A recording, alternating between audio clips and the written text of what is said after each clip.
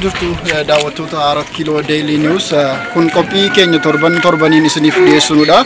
Torbi darbe hubannoo dhukkuba koronaa ittisuu irratti magaalaa Najjootti taasifamaa ture. Dargaggoota magaalichaa wajjin waan hojjetamaa jiru ilaallee isin biraan geenye turre. Torbii kana immoo barattoonni akkasumas barattoonni yuunivarsiitiilee garaagaraa irraa deebi'an akkasumas tiimiin aartii magaalicha keessatti argamu gareen agartuu fiilms jedhu magaalaa Najjoo keessatti hundeeffamanii turan har'a hojii tola ooltummaa garaagaraa irratti bobba'anii jiru. Hojii isaan irratti bobba'anii jiran kana tokko lamaan isin daawwachiisna nu waliin tura.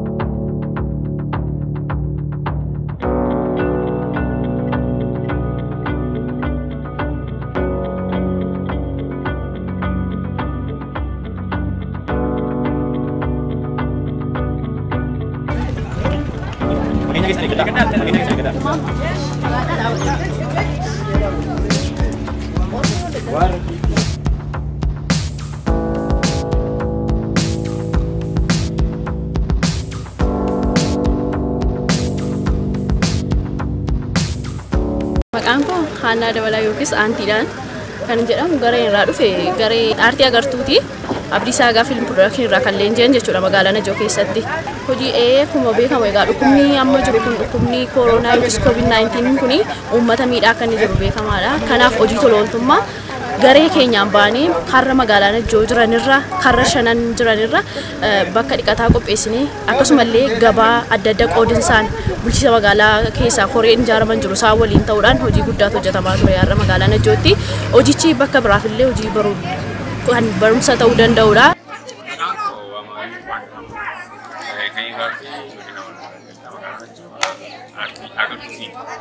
Gaariidha gaariidha. Agartuun fiilmii guyyaarraa hundumti isaanii walitti qabamuudhaanii waa'ee koronaa vaayirasii guyyaarraa hojii isaanii walii qooduudhaan iddoo garaagaraa kallattii arfuun qabatanii uummata keenya barsiisaa sooshaal distaansii isaanii akkamitti akka isaan eeganii fi kun akkamitti keessan eeggadhaatii olirraa siqaa dhaabadhaa harka ganamaatti kaasee ammarraatti waan akkasii irra jirra amma kun fooyya'uutti jechuudha.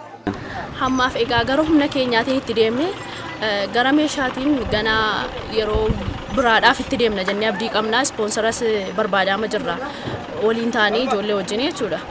Ammaaf kan nuti itti deemne saamunaa wantoota nu barbaachisan akka bishaanii humnaan hojjechuudhaan deemnee kadhachuudhaan magaalaa irraa suuqiiwwan jiran irraa kadhannee erga arganne booda gara sana uummataaf dhiyeessuutti uummata akka dhiqatan gochuu fi wantoota waan akkas fakkaatanii sooshaal distaansii isaaniillee akka gargar faffagaatanii deeman irratti hojjechaa ture.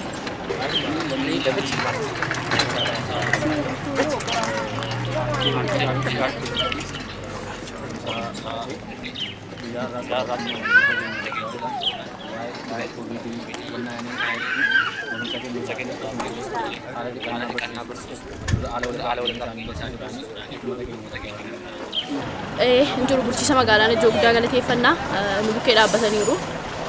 Kan biraa immoo uummattoota keessaa kan ispoonsara ta'anii saamunaa mallee yeroo gaafannu kan humna isaanii illee kan nu gargaaran jiru ijoolleen tokko ba'anii dargaggoonni namootni nu gargaaran immoo bakka koomentiin ta'utis koomentii kennaa jiran turan jiru isaanii guddaa galateeffanna.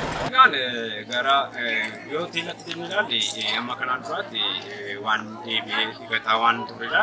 Garuu amma ijoolleen iddoo biraarraa dhufnee kun akkasitiin agartuu fiilmiidhaan waliin taanee qindeessine uummata akka barsiisuudhaaf walii gallee turre ergasii kaasne baay'ee amma nu hubachuutti deemaatti jiru.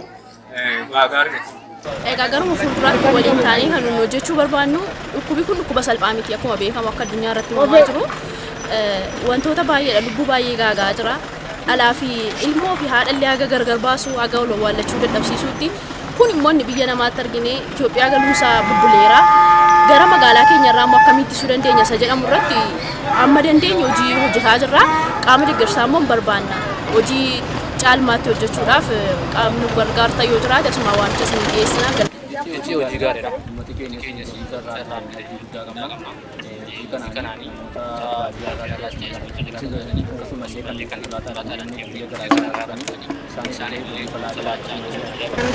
uummataaf ergaan qabu of eeggannoodhaaf waan ta'u erga dhufee deebisuun hin cimaa biyyootuma gurguddatan irratti illee akkuma agarru nuti immoo biyya hiyyeessadhaa homaayyuu hin qabnu ofirraati deebisuudhaaf humni keenya ga'aa miti.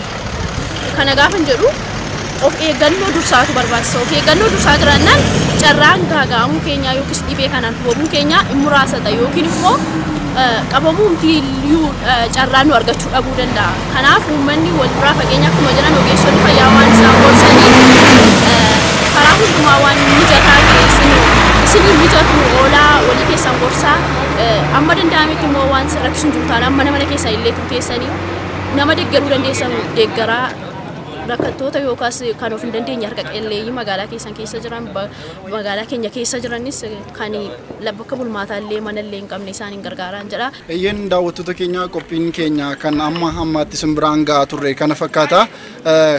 Qophii hojii tola ooltummaa garaagaraa magaalaa Najjootti irratti bobba'amee argamu kana bira namoonni dhaabbachuu barbaadan barattoota yuunivarsiitiilee garaagaraa irraa bobba'anii jiran akkasumas ijoollee tiimii aartii kana keessa jiran bukkee dhaabbachuudhaan jajjabeessuu ni dandeessu isiniin jenna. Torbee itti aanutti qophii garaagaraa qabannee isiniif dhiyaanna akkuma kanatti jechuudha. Namoonni fuula peejii keenyaatiif haaraa taatan 4 kiiloo deelii niwus sabskiraayib gochuu hin dagatina. Qophiilee garaagaraa yuutuub chaanelii keenya irraa hordofuu dandeessu isiniin jenna. Waan nu daawwattaniif galata argadhaa.